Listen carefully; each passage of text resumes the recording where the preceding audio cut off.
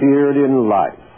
But perhaps there is none as terrifying to Americans as these three letters, IRS. Hello and welcome. I'm Mark Lucas. The intent of this documentary is to share with you the site of the IRS and the income tax that millions of people have learned about in the recent years. Business owners all over the country are plagued with the fear that they may have to go through an expensive and time-consuming audit, or that a mistake may show up and they could lose thousands of dollars or even be put out of business.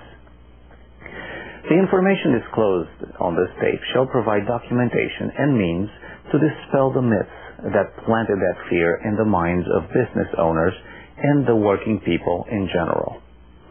Most businesses rely on CPAs, tax attorneys, and other tax professionals to handle their payroll and do the day-to-day accounting. That was certainly what I did when I had my own business. However, one day I had the privilege of hearing a very qualified public accountant speak on the subject of withholding, and what I heard him and others say and the evidence that I witnessed changed my life. I closed my business, and for 11 months I worked at putting that information together into this documentary so you can hear and see for yourselves. I trained as an accountant. I trained as a CPA back in the 60s. I had a thriving tax practice after the CPA field. I processed thousands, if not millions, of paychecks for people, dutifully deducting taxes from them. Had a good time destroying other people's lives, I found out. The words of the Secretary of the Treasury, published as required, everything that applies to it. And in that words, it says that if, in effect, and I'm paraphrasing now, if you are an American citizen and you work for an American company and you live in the United States, your remuneration is not taxable. I was very impressed with Mr. Boss's accounting knowledge, and he was also the owner of a large firm. And this conference was held at the National Press Club in Washington, D.C. I thought if anyone should know about taxation, he should. I'm not revealing anything new. There's people in this room who studied this and discovered it 10 to 15 years ago. I haven't went back through everybody that has been involved in it, but I'm not talking about anything new. I discovered it on the net. I was reading an article that talked about how an employee could do this, how the employee could refute the employer. And I sat upright in bed one night. My gosh, if the employee can refute the employer, why can't the employer simply do it right in the first place?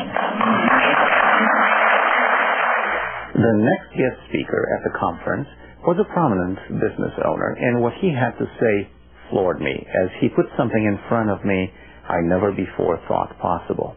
I was struggling with these concepts. Gross income, source of income, items of income, and so on. I've talked to several CPAs, attorneys. I did research on the internet. I read law books. I've made copies of the laws from the law books. The research off the internet, I made copies of that, provided it for the employees. I put this information in the break room.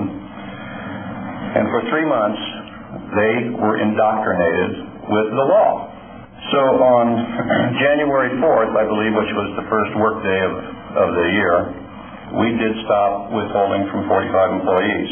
Many other wonderful guests spoke at the conference, but although Mr. Bob Schultz, the organizer of the event, had invited speakers from the IRS, Congress, and even the White House, nobody had the courage to show up and face the public and the media with some kind of explanation. Furthermore, I thought that media would have special breaking news stories about how Americans can keep their income tax money, and all those wonderful news would make front page in every newspaper in the country. When that did not happen, the first big question mark was planted in my mind. Then, on Fox TV, Channel 4 News, I saw an interview with an IRS spokesman, and when he said the words code and taxpayer, there's no provision in the code that allows people not to pay or withhold income tax, and taxpayer has never won on that case. When he said code and taxpayer, I knew I had my second and third question to start an investigation. Question 1, why didn't media and the press break the news about the income tax non-liability to the American people?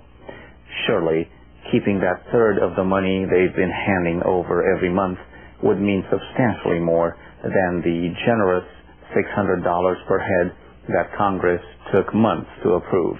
And media did cover that very thoroughly, mind you. Question 2, can the IRS code allow or not allow people to do anything? And if it does have that power, since I'm supposed to know the law, can I be held accountable for not understanding the 7,000-page IRS publication? And question 3, does taxpayer mean any American? After being ridiculed by a couple of accountants and almost kicked out of an attorney's office, I decided to interview some people that had experience with court cases on issues of taxation. And here's what they had to say. When you look at the amount of money that you're contributing to the system, doesn't it make sense that you go back and look at the book? The term taxable income means gross income minus the deductions allowed by this chapter other than the standard deduction. So, to have taxable income, we have to have gross income. And then we go to the term gross income, and it defines items of gross income that may be taxable. But it never says, throughout the entire subtitle, who's actually liable for this tax. It says this tax is imposed on the taxable income. It doesn't say it's imposed on the individual. It doesn't say it's imposed on the married individual. It doesn't say it's imposed on the American citizen. It says it's imposed on the taxable income. So who's liable to pay this tax? Well, when all is said and done, you find that Subtitle A just goes in this circular loop, this incestuous loop, if you will, of definitions, cross-definitions. It never really defines who is liable until you get to liability to withhold. The only liability is in Section 1461. 1461 refers to the withholding agent, which is in 26 U.S.C. 7701A16, which defines the withholding agent under 1441, 1442, and 1443. 1441 is the withholding agent for withholding tax on non-resident aliens. 1442 is withholding tax on foreign corporations, and 1443 is foreign tax exempt organizations. So what that means is the majority of, in fact almost all employers really are not withholding agents as are defined in the Internal Revenue Code.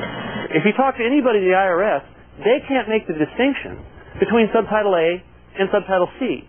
In fact, one of the things I recommend if you ever get called in to an audit, or if you demand an administrative hearing, an appeals hearing, one of the things you should get on the record is you should ask the IRS representative there what tax it is they're trying to assess or levy.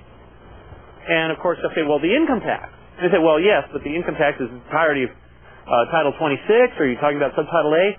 Within that, there are specific taxes. You should ask them, is this an estate tax under Subtitle B? Is this an employment tax under Subtitle C? Or is this an income tax under Subtitle A? And chances are they won't even know what you're talking about, but at least you're kind of breaking down the code for them, because most agents don't even realize that these are different subtitles. They'll take a section from Subtitle A and apply it to a section in Subtitle F and add a section from Subtitle E and throw in something from Subtitle B and say that you're liable for this stuff, and they're not even the same body of law. Obviously, estate and gift taxes is a completely different tax than employment taxes or income taxes and so forth.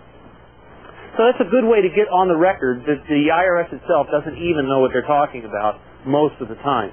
I must say I can't blame you if you find that hard to believe, but here's what an ex-IRS agent had to say. That's not something that's clear in most people's minds, most agents' minds. There's so much presumption that you owe a tax. You are a taxpayer. There's a presumption that everybody's a taxpayer. If you had income, then you obviously owe tax. If you owe tax, you have to file and declare that tax so it can get assessed. And that's a huge presumption to make. So how does one distinguish between presumption and law? The way the federal government makes laws applicable to the citizens of the states is they have to publish it in the Federal Register. So when you want to see a definition, the first place you need to go to is the Federal Register. From there, they'll take it from the Federal Register and they'll put it in, for example, 26 CFR, which is the Code of Federal Register, the Code of Federal regulations applicable to income taxes. I have to cut in here for just a second because the 60 Minutes show featured a Georgetown University law professor, supposedly expert on taxation, denying adamantly the specific use of the word includes when used in conjunction with the word employee for the purpose of tax laws. For those of you who watch that show, this should come as a nice little treat. Well, my dear professor, to use your expression, hogwash this. Let's go to the Federal Register, September the 7th, 1943, and this comes from section 404-104, page 12267, employee. And I'm giving you an exact quote here. The term employee specifically includes officers and employees, whether elected or appointed, of the United States, a state, a territory, or a political subdivision thereof, or of the District of Columbia, or of any agency or instrumentality of any one or more of the foregoing. Is that you? No, it's not me.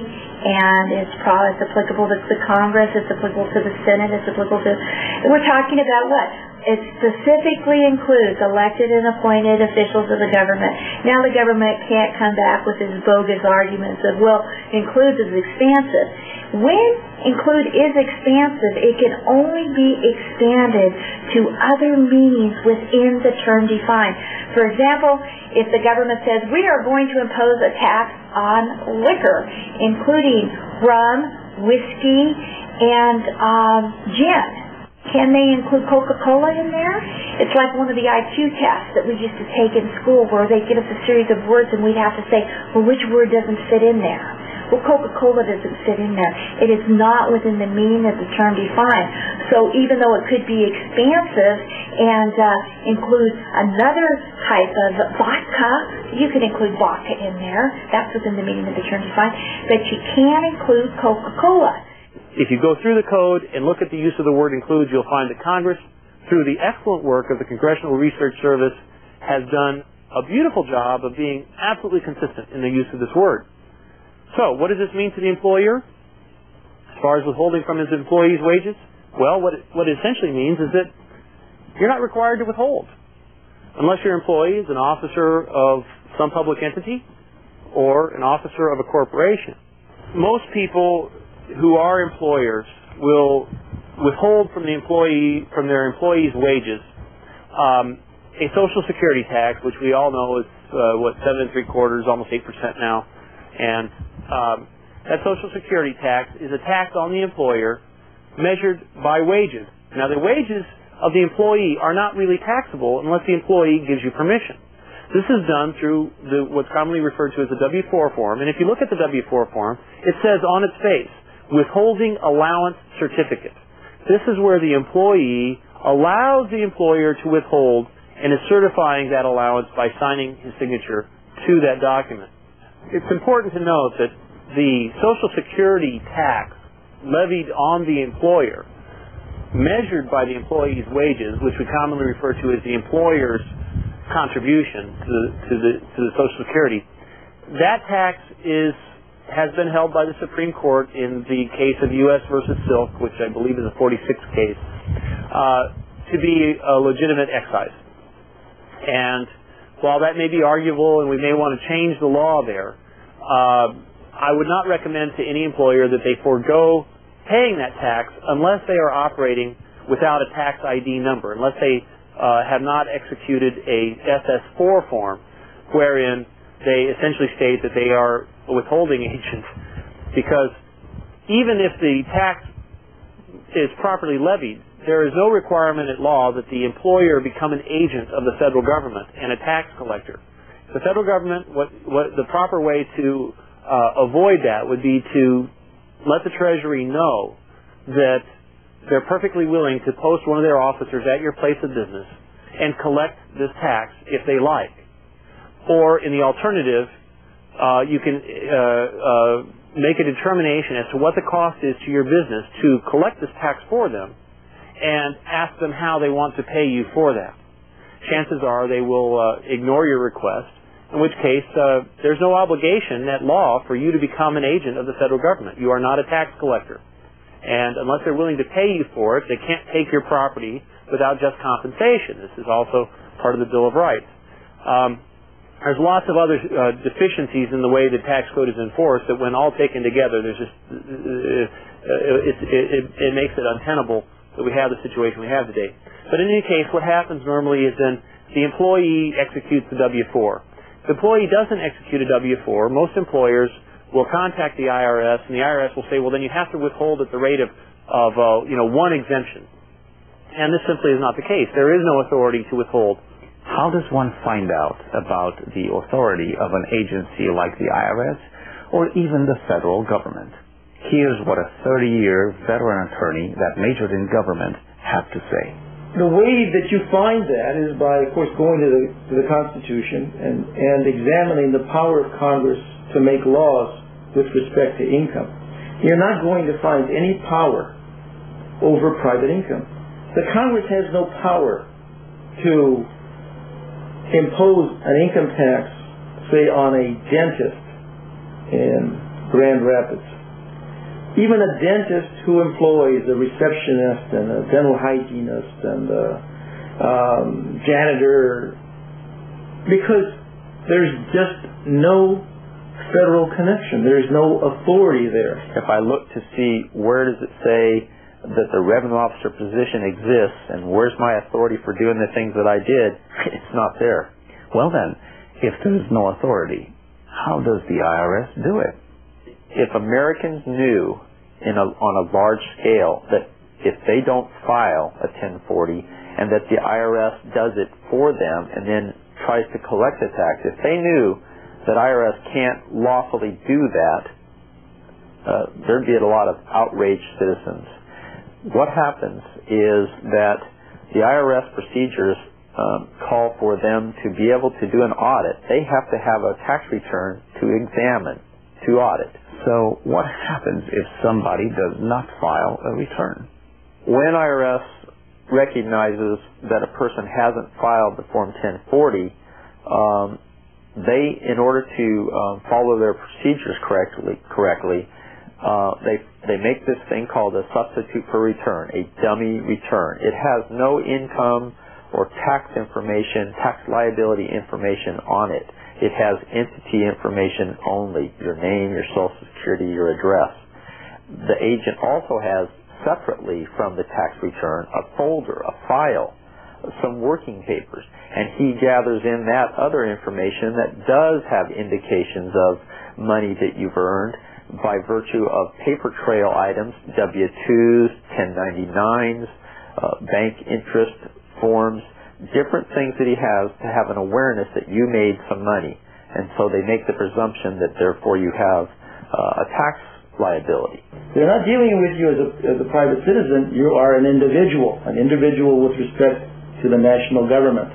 You've done something. And that is you've gone to work using a Social Security number. Somebody asked you for your Social Security number. You gave it. They have a federal identification number. They think they're a federal employer. They report your income as gross income. Gross income is what they tax. You are now a taxpayer. And taxpayer has never won on that case. If it looks like a duck and it quacks like a duck and if it's got feathers and all that stuff, then it's a taxpayer. I had been doing the job for 10 years. Basically was minding my own business, relatively happy doing the job. And an acquaintance approached me and was making some claims, a lot of claims. Basically the claims were that people didn't have to file their 1040 tax returns. People didn't have to pay the income tax. Claims that the Federal Reserve was behind the collection agency, IRS. And I disputed those claims. We had kind of an interesting conversation. at one point in time, he just looked at me and said, look, you have access to the law, don't you? He said, have you ever looked at the law closely and examined these things for your own self? And I said, well, no, I haven't. The IRS trains revenue officers to know procedures in how to go about their job. So he said, do me a favor. He said, how about if you go research these things and tell me whether or not I'm wrong? And I thought about that. I thought that was an unusual request, but I decided, okay, I can do that because I know I'm right and I know he's wrong, and I'll take some time and go find the laws and the things that will show that I'm right. And lo and behold, several weeks into it, I started having some difficulties.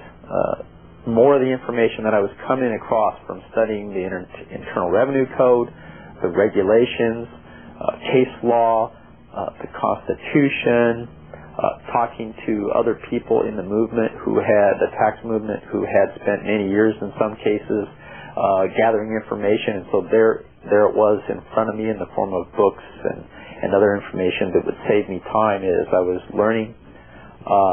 I began to find out that the people that were saying that there is no law that compels most people to file an income tax return was true.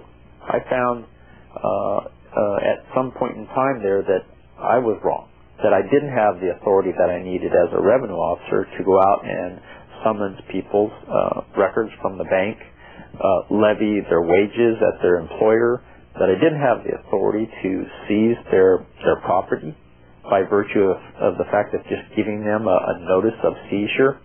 I was really disturbed about it, because here I was doing that job and thinking that I was part of the solution, not part of the problem, thinking that I was doing something good. Somebody has to collect the taxes, why not me? So I finally just put in a resignation with IRS and left, because it was a matter of conscience at that point. One day I heard the media talking about this concept of Tax Freedom Day, and that got me wondering, well, if there's freedom, then there must also be some form of slavery before Tax Freedom Day. They were saying the Tax Freedom Day during that given year was 4.5 months into the year. So I started looking into the tax laws as a way to understand what that meant. To me, I've always thought that we lived in a free country and that income taxes were un-American because they deprived people of property. And of course, the most important kind of property a person has is their own labor and the wages that result from that labor. And that's something we're born with. That's not something the government gives us. It's not a privilege. It's a right. It's something we have. So I looked into some Supreme Court cases to find out what freedom really meant in terms of property rights and slavery. And I found the case of Yickwo versus Hopkins back in 1885, where the Supreme Court ruled for the very idea that one man may be compelled to hold his life for the means of living or any material right essential to the enjoyment of life at the mere will of another seems to be intolerable in any country where freedom prevails, as being the essence of slavery itself. And so that got me thinking, gosh, well, maybe I need to look into this a little bit more. And I was so amazed and upset about what I found out that I decided to write a book so that I could share what I knew and learned with everyone. The more research I did, the more corruption and scandal I found. I found that the income tax subject is a bottomless pit of scandal and corruption, and there is no end of material. I'm here with an independent businessman named Nick Jessen, who thinks that the IRS is doing something illegal, especially when it comes to sending out a notice of levy. Nick, explain your point to me. What do you think the IRS is doing that's wrong?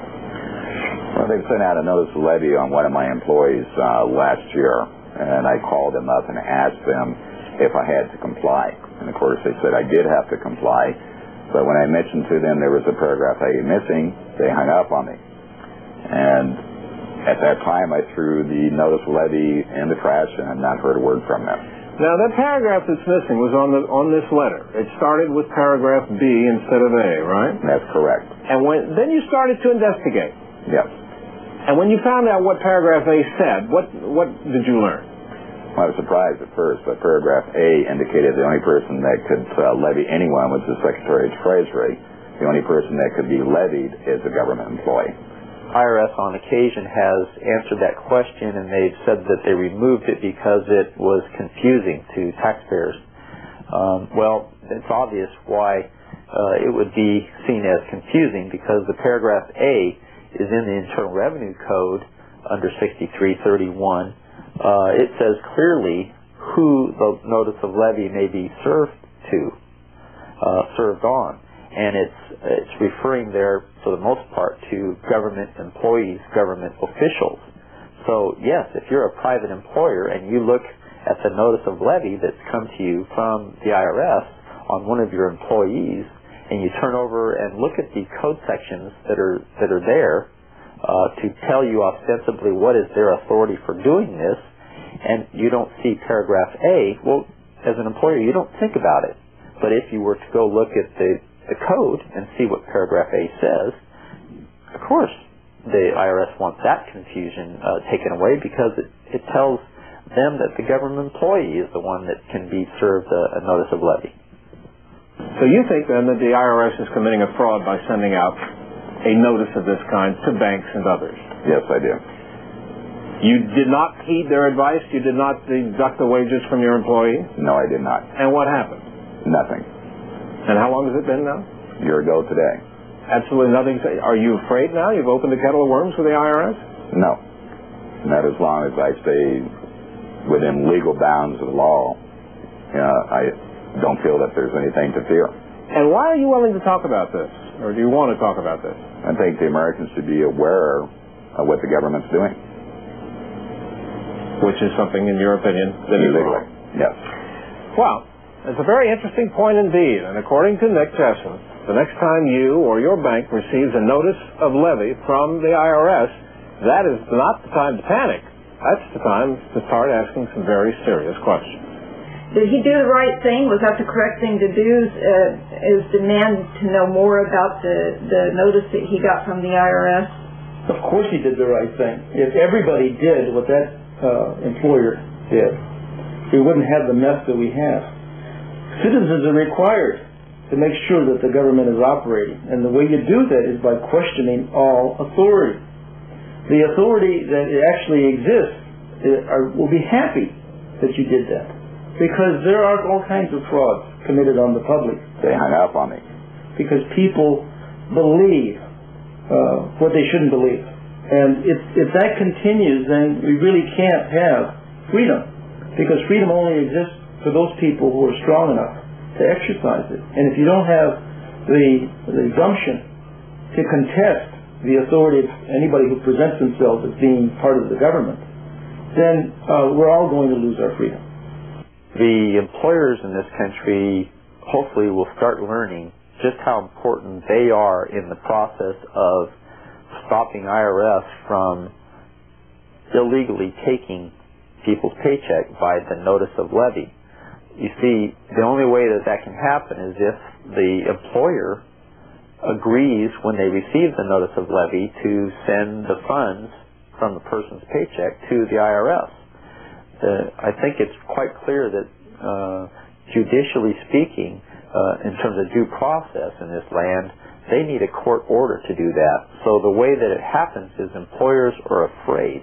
They get threatened with a penalty for not turning over those funds to the IRS in response to a notice of levy. So they do it.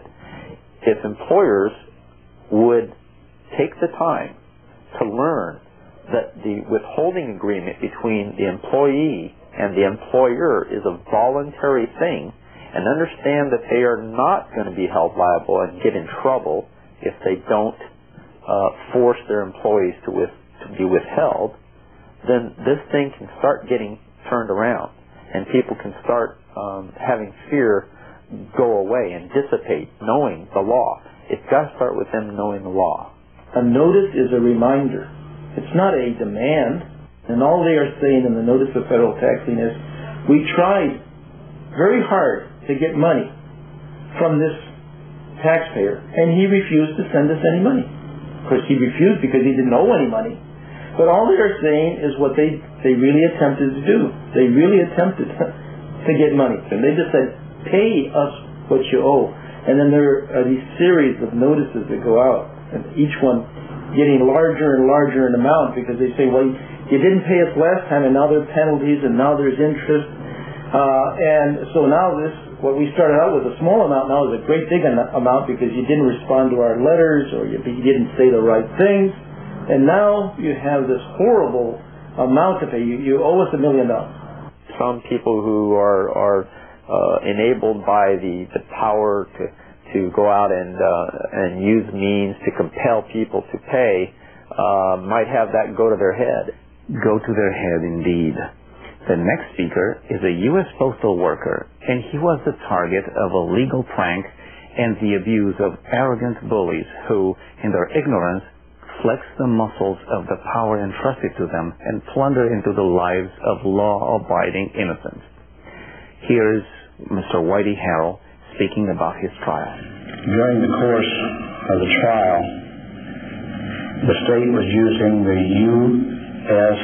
Master's Tax Guide as the law to show the liability supposedly on the federal level, which in turn causes their claimed necessity of filing an Illinois return. The question came up about whether U.S. a Master Tax Guide is the law, whether Congress authorized this. Does Congress put this out? And the answer is no. People believe that the code is a law that requires them to pay a tax. And that's all they know. But, of course, what they know is not so. The question was, does U.S. mean federal? And the answer was no. The clip you just saw comes from the same 8-hour-long conference held at the National Press Club in Washington, D.C.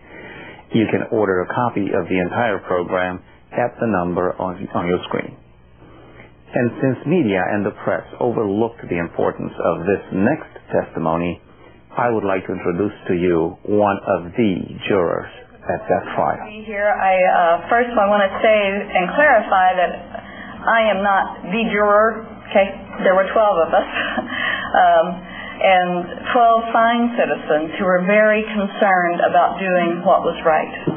When we first entered the courtroom, it seemed very easy. You know, well, okay, did he file or didn't he file? That's not too difficult to decide, you know. But it didn't take us long to realize that it wasn't going to be so simple. And I said, I think I just need to be clarified. What is Mr. Harrell being tried for? And he read again, you know, the charge of willfully not filing income tax in Illinois. I said, okay, thank you. The defense kept talking about, you know, where is this law? And the judge finally looked at us and he said, I will instruct the jury according to the law. And we went, oh, okay, he's going to give it to us, you know, maybe in a nice little format, whatever. So, needless to say, as soon as we got into deliberation, what did we look for? The law. And we're going through papers, and we're going, okay, so where is the law? And finally, there was this one piece of paper, and it said, if you are filing jointly, and if you are married and filing jointly and under the age of 65, you are required to pay Illinois taxes if you make this much money. And somebody said, there it is, there's the law. And I said, I think that was the tax code, wasn't it? Isn't that what they said was the tax code? Well, isn't that the law? And I said, no, didn't they talk about that? Well, yeah, we all came to agreement. No, that wasn't the law, that was the tax code. But they said, but if the judge said it, it must be the law. And we had one dear gentleman that was from Romania. And he's an American citizen now, but he said, you know, in my old country, we couldn't challenge the law. But in this country, we can. So that's when we wrote our first request I wrote out the request, and I said, would you please give us the number of the law that has this wording? And then I took the wording right off of the paper that he had given us. We waited a few minutes, and by the way, the bailiff was fairly new, and he was like going bonkers. He's going, you want to give a request to the judge? Well, I don't know. I've never seen that before. And so, anyway, in a little bit, we got back our answer. And we looked at it, and it said, you have been given everything you need. Well, needless to say, we weren't pleased. We're going, if it's that easy, why didn't he just write it down? And this is when things got heavy, because we're starting to look at each other and people are going, you mean we don't have to pay taxes?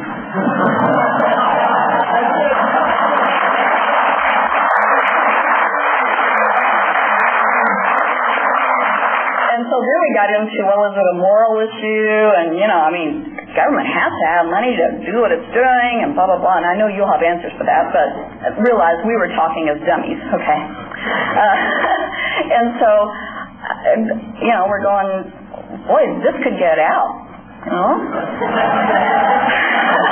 It's a pretty serious case. All of a sudden, this little case that we had all just shown up for to do our civic duty had become an awesome case with tremendous possibilities, And so that's when the heated element kind of came in, because people started getting emotional about taxes. And finally, I said, now wait a minute. This is not a moral judgment that we're making. We're judging Mr. Harrell on the law. Let's get back to what we're talking about. We're judging him according to the law. Have you seen the law yet? No. And so we sent a second request. Please give us the papers that were submitted as exhibit number whatever for the defense. And we waited. And we got a note back, and it said, you have requested, blah, blah, blah. You're being denied.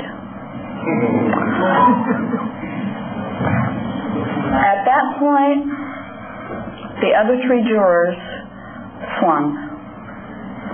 They said, something is really wrong here. And so some of them said, well, I just don't know. He's going to be getting away with it. And I said, wait a minute, if it's not the law, he's not getting away with anything but standing for his rights.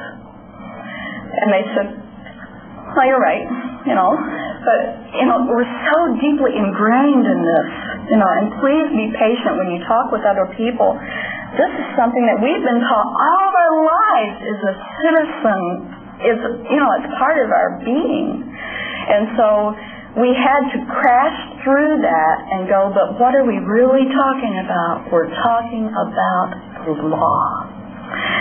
And I read the instruction from the judge, which I don't have his exact wording, but basically it was, if he's not guilty, then he's not guilty. And that's when we all voted and we signed the papers.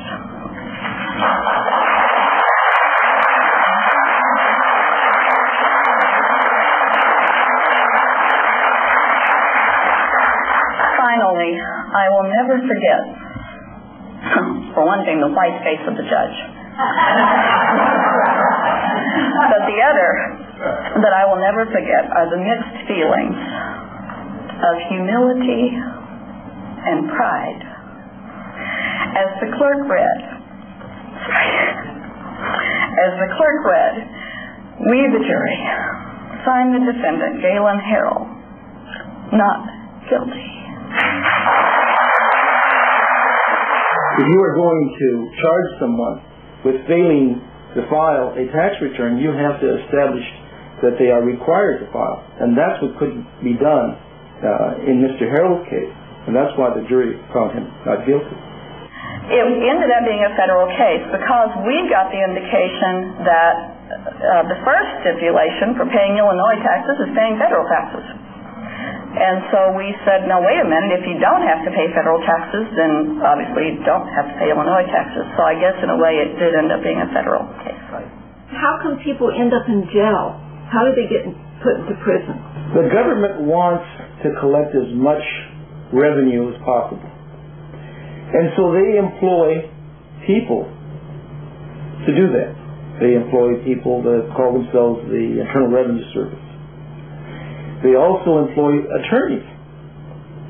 And they can instruct the attorneys use the law to collect more revenue.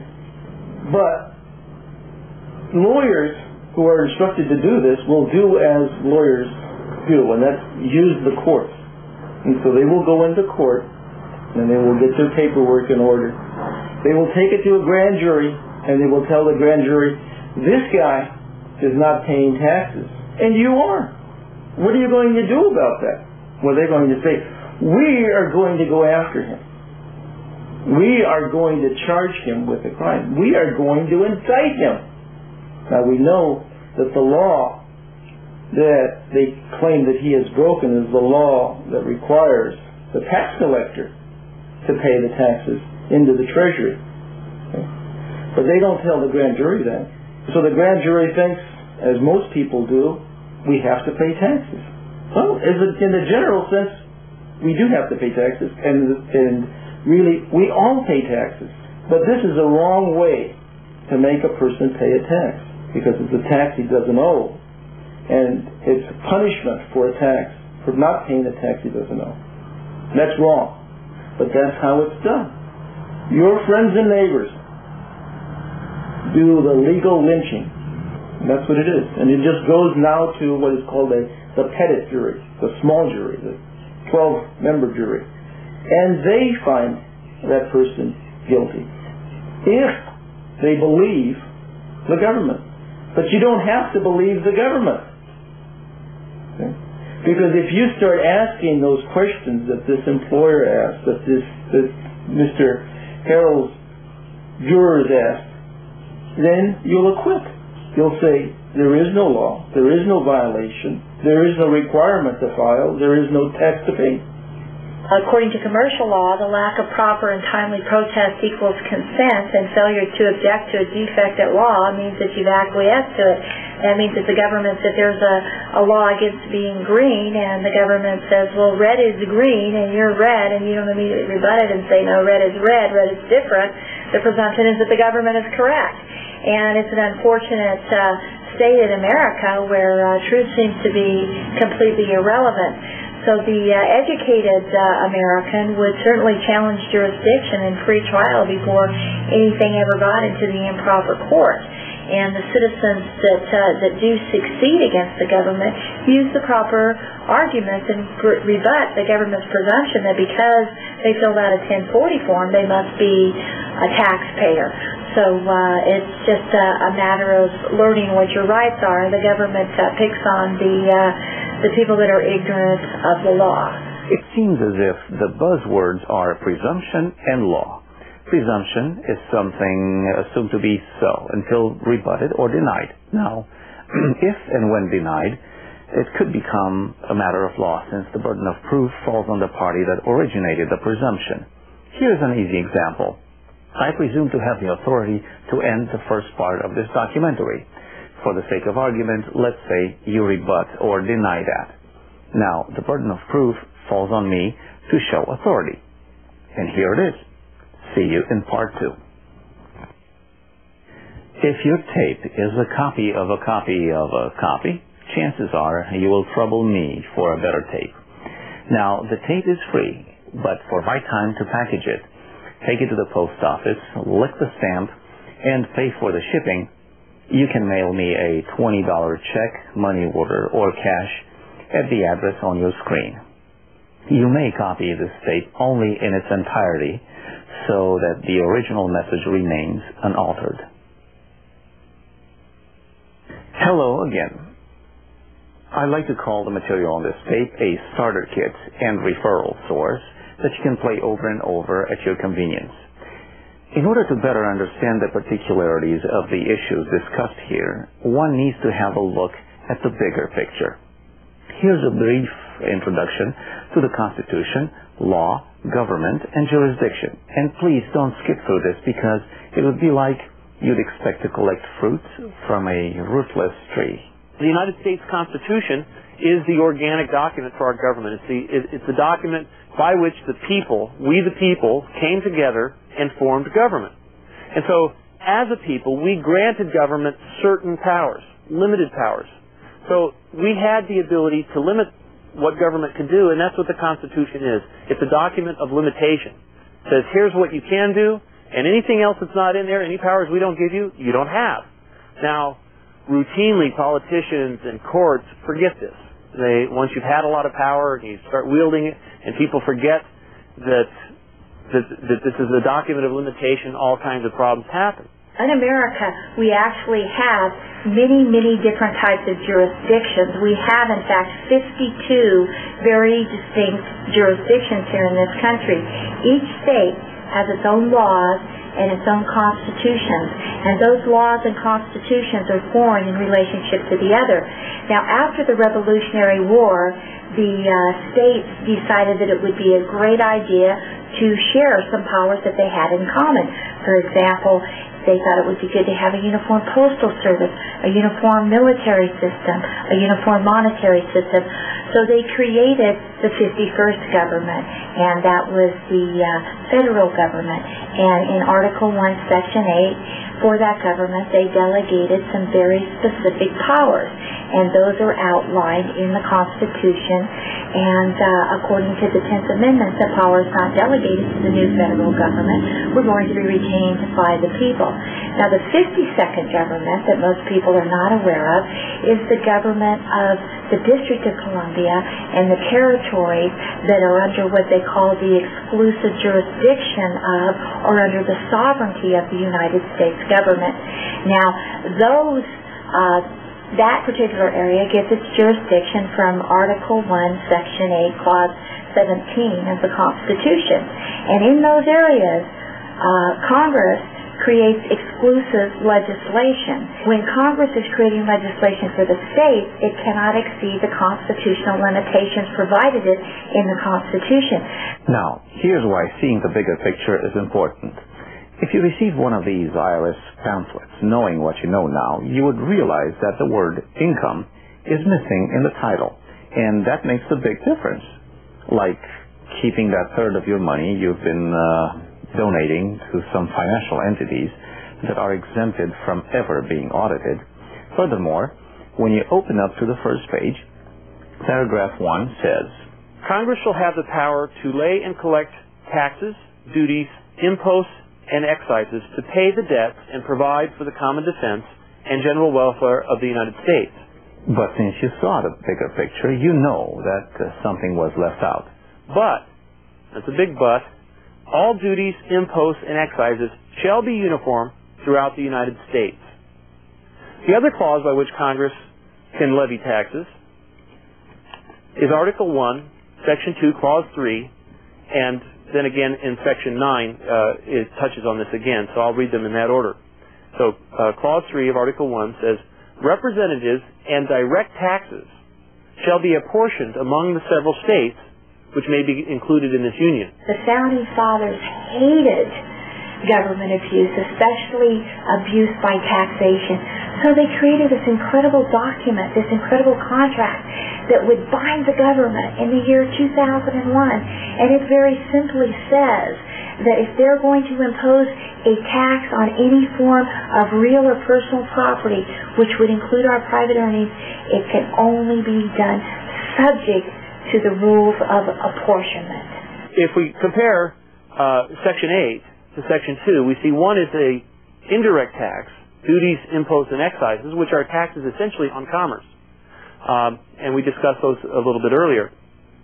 And then we have direct taxes, which are taxes directly on the people. And those are to be apportioned among the several states. Now, this word apportionment is pretty well understood by legal scholars, but frequently lay people don't really grasp its meaning. Apportionment is where the federal government levies a tax on the states according to population. And that leads us to Section 9, Clause 4, which I'll read. No capitation or other direct tax shall be laid unless in proportion to the census or enumeration herein before directed to be taken. An apportion tax is a portion to the states according to population. So Congress takes a census, finds out that California has 22 million people, and it's probably more than that now. I think that's a 1990 or 88 number. But Wyoming has 2 million people. So they would impose a tax on those states, a direct tax, levied on the people. Actually, the states are left free to collect it just about any way they can within the bounds of their constitution, based on their population. So if Congress needs to raise $10 million, and let's say we only had 2 states, and California had 22 million, and Wyoming had 2 million, that's a total of 24. Well, California would pay 22/24 of that total tax levy. And that's how apportionment works. Now, the Constitution also states that apportion taxes, these direct taxes, have to be enacted each year. In other words, an apportion tax levied by Congress has a life of exactly 1 session. So once that tax is levied and collected, in order for Congress to collect that tax again, they have to repass the bill.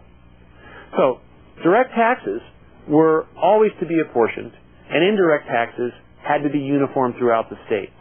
You may wonder what generates the confusion in the application of the income tax as a direct or indirect tax. And that is the different interpretations given to the 16th Amendment, which seems to imply that Congress has been granted new powers of taxing everyone's income without respect to the rules of apportionment. Although the Supreme Court has ruled that no new powers of taxing were granted, misinterpretation and misapplication of tax laws have created havoc among the American people. The 16th Amendment, as correctly interpreted, is limited to indirect taxes, which, carried over into the private sector, would have to be apportioned. Otherwise, would be like people that work harder to make more money are being punished for their extra efforts through the graduated income tax. Graduated meaning the more money they make, the higher the tax rate. So if somebody works 7 days a week to make that extra house payment, that person would be penalized by higher taxes. Where is the logic in that? And whose country do we live in? Even if there was a law that advocated that level of absurdity, we would grab the phone and call that scoundrel that even suggested it and fire his assets and send him to China. So, is the graduated income tax an apportion tax? No, the graduated income tax is not an apportion tax. Does the government have the constitutional authority to impose a non-apportion tax on our private earnings? No. Were the apportionment clauses repealed? No. According to the Supreme Court, the apportionment clauses are alive and well. The 16th Amendment gave the government no new taxing authority that it did not have prior to the 16th Amendment, and income in its constitutional sense is purely gains and profits from corporate activities. In a free country, the only way that people can be free is if the presumption that everyone knows the law operates. The only other presumption that can be made is that there's a tyrant who knows the law and will tell you what it is and will tell you what to do. You are obligated to know the law. But if you are obligated to know the law, then so is the man who claims to represent the Department of the Treasury or the IRS. They are presumed also to know the law and operate within the law. So if you ask that person for some proof of the government that they represent or the law that they are enforcing, then they have to give that to you, or you can safely assume that they have no authority. And they say, what do you mean you want to see our paperwork? We're IRS agents, and they showed me their badges. We're from Washington, D.C., and we've got to go take this business over here, and your chief says you're going to go help us. I said, and I will. I promise you I will if you'll show me your paperwork. And so they fished around and finally pulled out a crumpled up couple white sheets of paper and said, here's our seizure notices and everything. And I looked over and I said, hey, this is a little strange. I said, this is a little bit perplexing. I said, you're Harold and you're Jones, and I said, your names are at the bottom of these seizure notices. And they said, yeah, our name's at the bottom of it. We're here to seize this property for the United States government. I said, let me show you something. Let me show you something. I said, read right there. It's in the book. And they said, what's the book? I said, it's the U.S. Constitution. You would have thought that they just saw the cross. Because they shrunk back when I said it was the U.S. Constitution. Where did you get that? I said, out of my back pocket.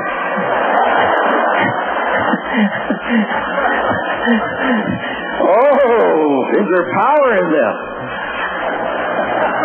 And they said, well, we don't want to hear about the Constitution. I said, read that. And they read it. And it said that it would be signed by what? A magistrate, based on probable cause. Signed by a magistrate. Now I said, who signed these papers? And they said, we signed them. Which one of you are the magistrate? No, there was not a magistrate among us.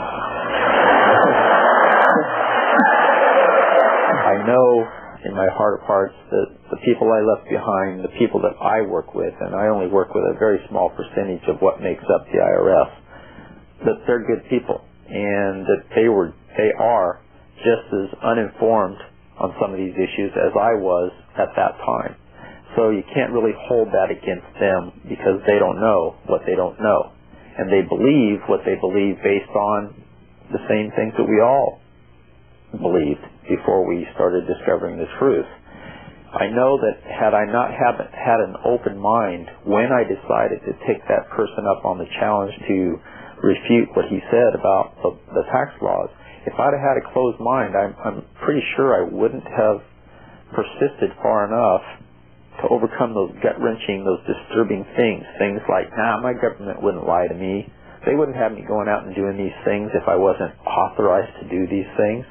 I think if I'd had a closed mind in any shape or form, holding on to preconceived notions, I probably wouldn't have continued to the point where I did and to discover the truth. It took a lot of time and effort to go through that.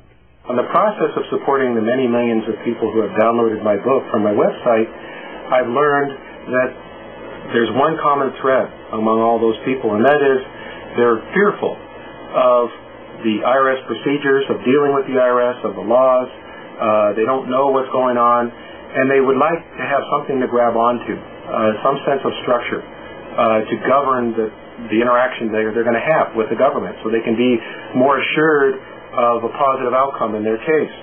And so in my book, in Chapter 8, I've developed a chapter called Solutions, How to End the Tyranny. And I talk about a 5-step process on how to extract yourself from slavery to the income tax. And once again, we need to remind ourselves that income taxes are voluntary, but there's still a burden of proof that's imposed upon us in backing out of that system, because up to this point we've given the government an idea that we're liable because of what we've been doing. And we need to establish that we're no longer liable.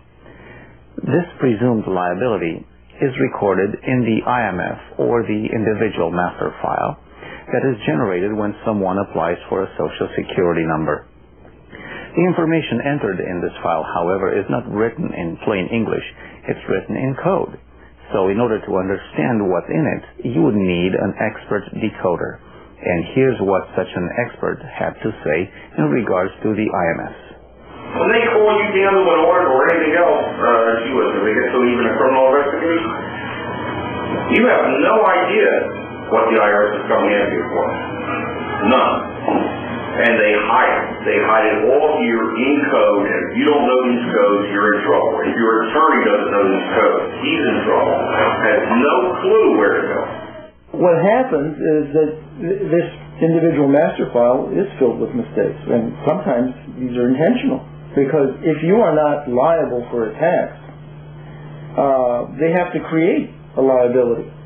So if they see an opportunity, I imagine they'll succumb to it, and they will create obligations that you don't have. While the law may say one thing, the law may actually be very clear in certain parts.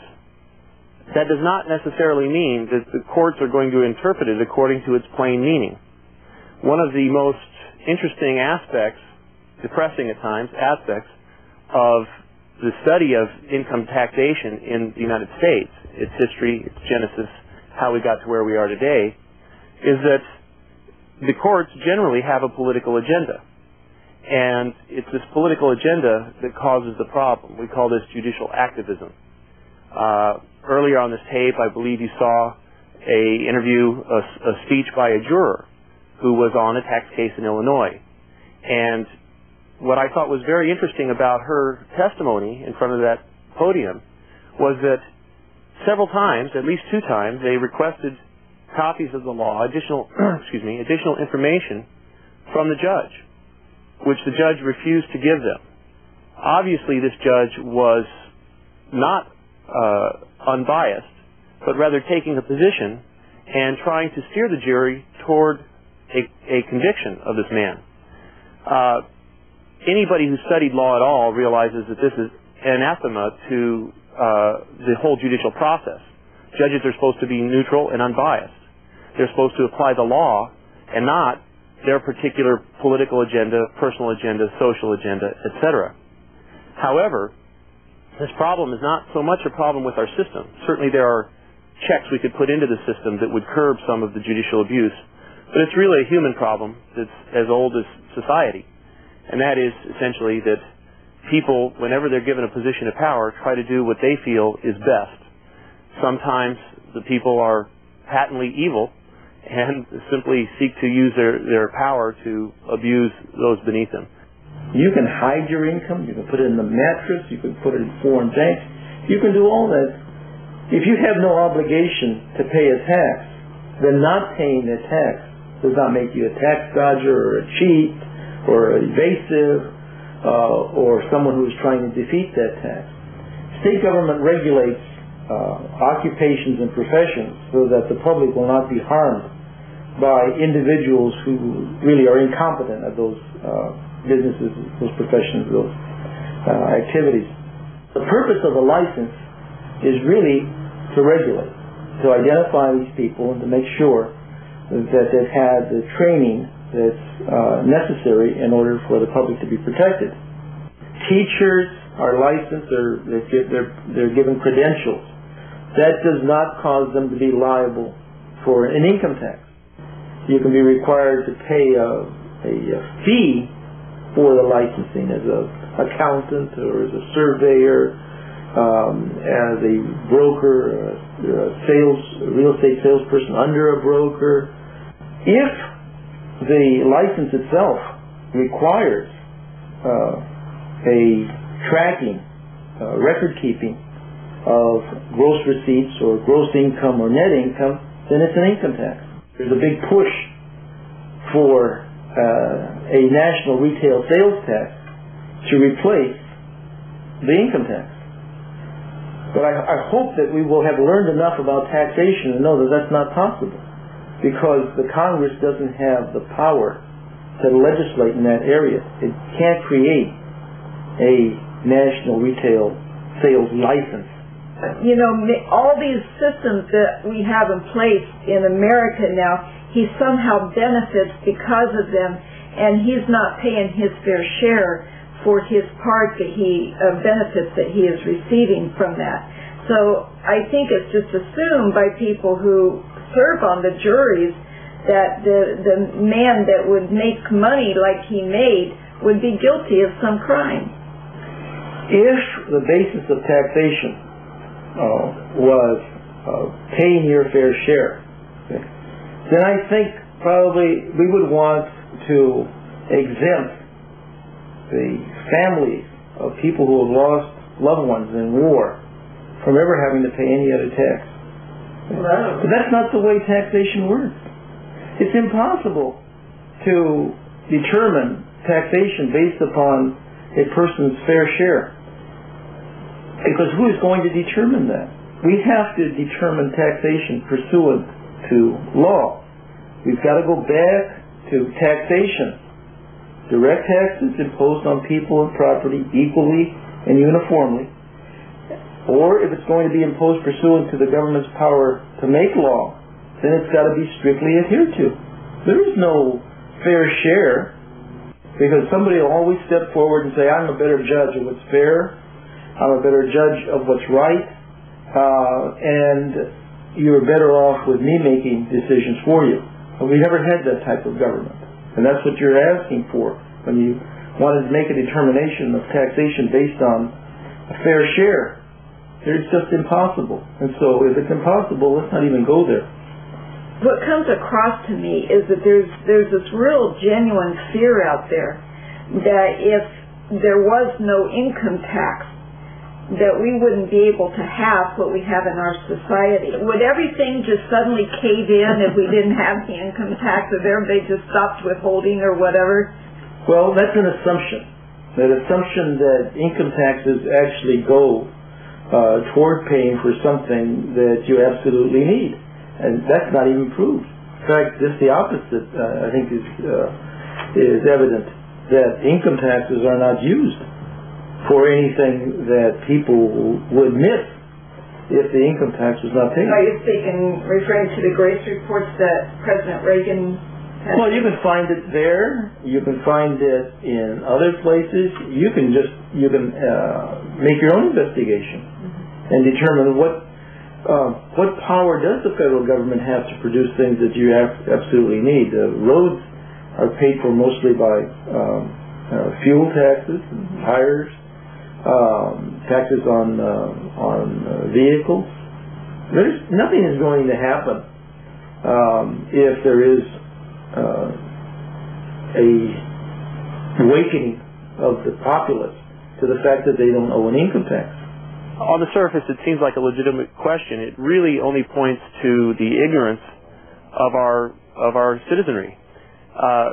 We had no income taxes prior to 1916 as a legal matter, and actually there were no income taxes levied on the American people prior to 1936 with the advent of the Social Security Act.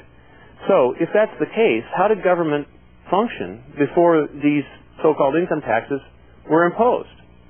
The truth of the matter is, if you go back and look at Treasury records, you'll find that the Treasury, the United States Treasury, was running a surplus in just about every year of its operation except during wartime, at which point in time it used its apportionment powers, the Congress used apportionment powers, to levy more taxes from the state to bring the budget back into balance. So income taxes were never really needed to raise money. In fact, the Secretary of Treasury in 1910, when the 16th Amendment was first proposed in the House floor, stated on the record that the Treasury was running a, quote, embarrassing surplus. So the idea that government needs the income tax in order to function is ludicrous. In actuality, the taxes that run the government are duties, imposed, and excises, which are collected when imports are brought into the country, when cigarettes are sold. In 1996, Americans paid over $200 million per day in gasoline taxes, federal gasoline taxes alone. So, and that doesn't count state gasoline taxes. It doesn't count taxes on diesel fuel or other forms of fuel. I believe there's been really a long program to make us less aware of how our government functions. Most people today think we have a democracy, which is patently false. All the founding fathers abhorred democracy. The perfect example of a democracy in action is a lynch mob. If people think that that's a good form of government, well, I hope that they will move to a country where that's the way government operates, because there's plenty of them out there. But in actuality, we have a republic. There's a huge distinction. In a democracy, the majority rules. So if the majority votes that your wife or your daughter is public property, she's public property. In a republic, on the other hand, we have a system of laws that protect individual rights. The idea being, as the founder said, if the legitimate function, or if a legitimate government derives its just powers from the consent of those governed, then those governed, the people who come together and form government, are the sovereigns. They own the government. So how do we protect the rights of the people as a whole? Well, we can't do that unless we can protect the rights of the individual. If one person doesn't have a right, nobody has the right. And so every time a law is passed, you could say that a right is being taken away from the individual. And we say that it's for the public good, but is it really? And so I think we need to start looking at law and government much differently. First thing we should all resolve to do is do only those things that are lawful. Obey all laws and require the government to do the same. What I recommend to people is that you educate yourself about these issues. Learn as much as you possibly can. Try to sift the wheat from the chaff. There's a lot of very well-meaning people out there who aren't attorneys. They haven't been through the rigorous training that we go through, and it is rigorous. And so they make certain assumptions that aren't necessarily true, but their intention is good. But still, they come up with some great stuff. I'm an enrolled agent. Enrolled agents are certified by the Internal Revenue Service to practice before the IRS, to represent taxpayers in any capacity concerning taxes that they might have a problem. So I'm certified to be able to intercede on behalf of people, to try to explain to them the situation, help them read in between the lines. A lot of people come and they've got a multitude of different problems with IRS, usually collection problems, sometimes audit problems. And so what I have to do is use knowledge that I have from having worked for the government for 10 years to try to minimize the damage to the smallest extent possible. Sometimes there's very little you can do. Other times there's quite a bit you can do to help a person get out of their jam. Gather information from every source and then start trying to make sense out of it. And when it doesn't make sense, hit the law books and so forth. And in educating yourself, carry that education to the polls, and when you find really good information, pass it along to your friends and neighbors. Don't be afraid to talk about it. I live in an area that is, I guess you'd have to call it upper middle class. When I moved to my neighborhood, I felt my neighbors were probably not interested in this, that they were too busy, chasing the almighty buck, trying to get an SUV so they could show off to their neighbors and keeping up with the Joneses to be concerned about tax law. And I have to say that it was a misconception. What happened is because I am so involved and because these issues are so important to me, I found myself in talking with them not being able to stay away from the subject. Somehow I would just make some flippant comment, some offhand comment about, how about those taxes or whatever it is. And we would end up in a conversation. And as I came to discuss these things with people, I realized that everybody's concerned. I just can't tell you how many people that you would think would just brush you off as a nutcase are very, very concerned about these issues, and they're confused. And to the extent that you can educate them and raise their awareness and get them thinking, challenge their thought process when you've been taught something from birth that is so. For example, the world used to be flat.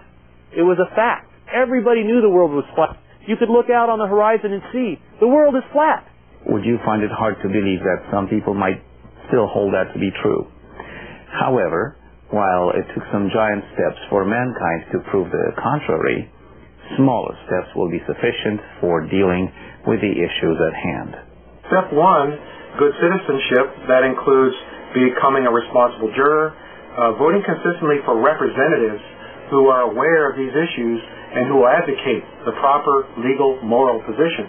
And also sending letters to your congressmen and elected officials when they get out of line. Step two is preparation, and that includes getting informed and being prepared.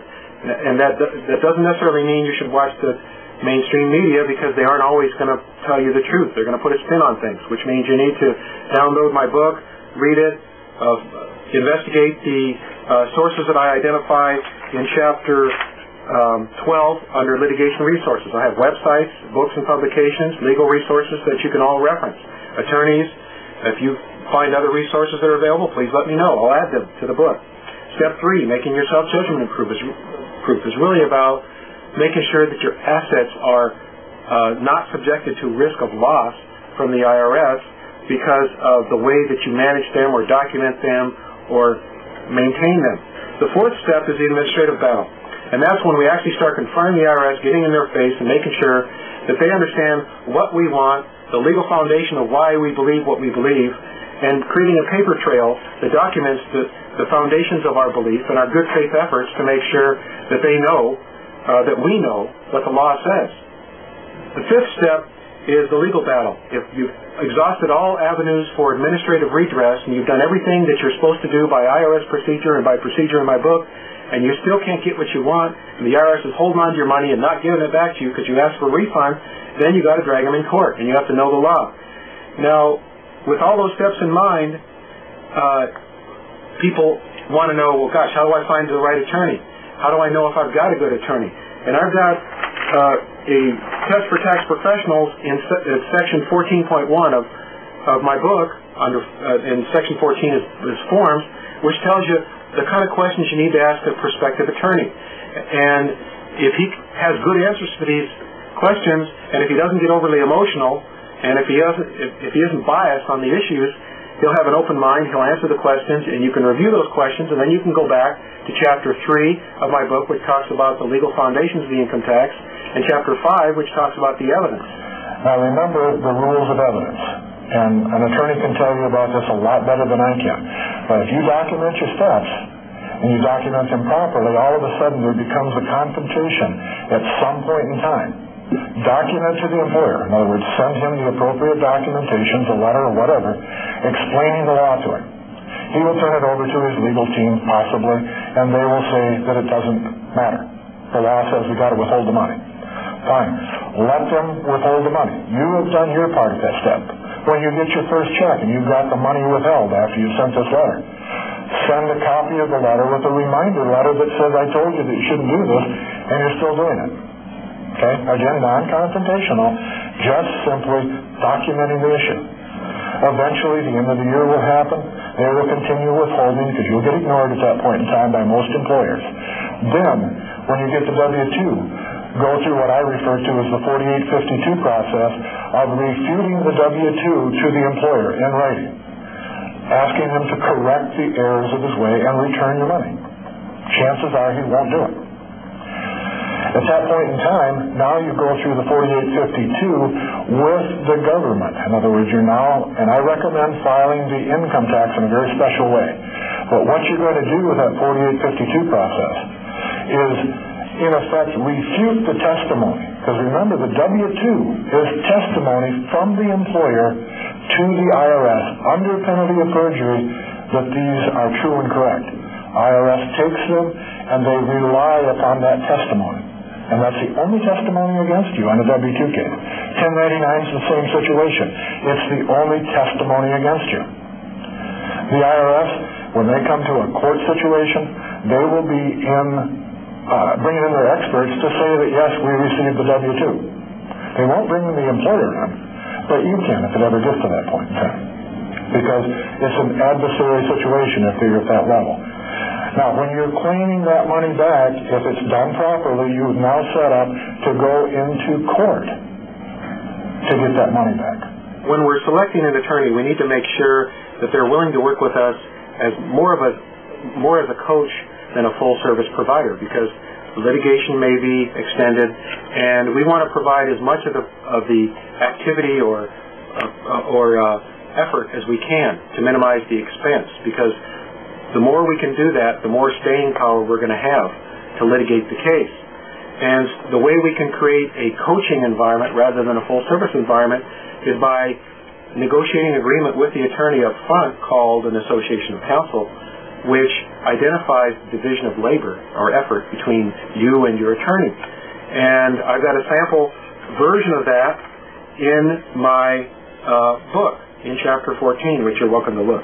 Chris Hansen's book is free for downloading on the internet. But if you'd rather have a book, you can purchase it from We the People Foundation at the number on the screen. I have been researching this now since the 80s, and of all of the arguments that I have seen, and all of the things that work and all of the things that don't work, it comes down to just the two basic principles. Number one, jurisdiction. You really have to make a record that you are a private citizen and that you're not subject to the jurisdiction of this particular court. Jurisdiction is not something that's automatically conferred on a court.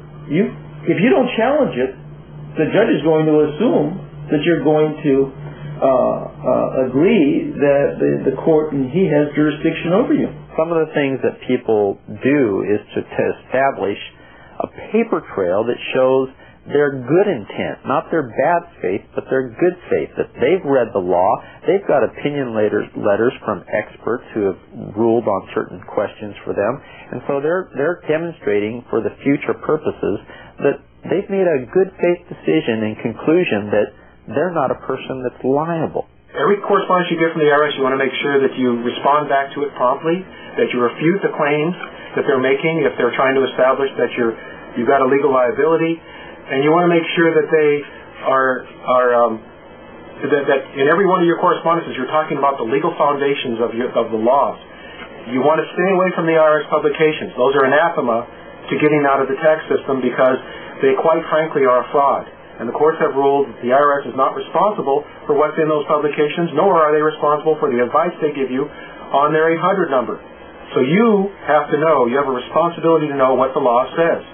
When somebody's been taught that something is a fact all their life, and you come to them with some new information that appears to be true, is credible, has foundation, they go through what's called cognitive dissonance, where their mind rejects that information because it means that they've been doing the wrong thing all their life. And it challenges them to the core. They actually become afraid. Fear mostly is caused by a lack of knowledge. You can't move forward and make a decision when you feel like you don't understand something or you don't have complete information. So that's partly what I hope to contribute, is to help people understand the facts, understand the truth, know how they've been duped. Because even if they haven't yet, when they discover that they've been duped, even if they haven't taken any action to disobey these quote-unquote civil tax laws that we've been following for 87 years, if enough people finally realize the truth and are talking about it and demanding that the government answer for this injustice in the way that the laws have been administered, then something can happen and will happen. One thing that every person involved in the freedom of movement agrees on is that there is no statute in the entire Internal Revenue Code that imposes a mandatory tax on an occupation of common right in any of the American states. Why? Surely and absolutely because it was not within the authority of Congress to create such a law. Since we're approaching the end of this documentary, I'd like to suggest to everyone a little soul-searching. Ask yourselves if things are really the way they ought to be. Does it seem like some uneasy feeling is creeping in and you don't know why? Does it seem like it's getting harder and harder to make ends meet? Do you find yourself ever complaining about the way things are? I realize these are very general questions, but whatever specific questions or complaints you may have, remember that unless you do something about it, chances are the trends will continue and worsen. And also, unless you do something about it, what right would you have to complain or even expect any change? If we were to look back to the founding of our nation and we were able to talk to someone like Thomas Jefferson or George Washington or any of the prominent people that were involved in government back then, would they be willing, in your mind, to fill out an income tax? They wanted to create a government that would allow people to be free.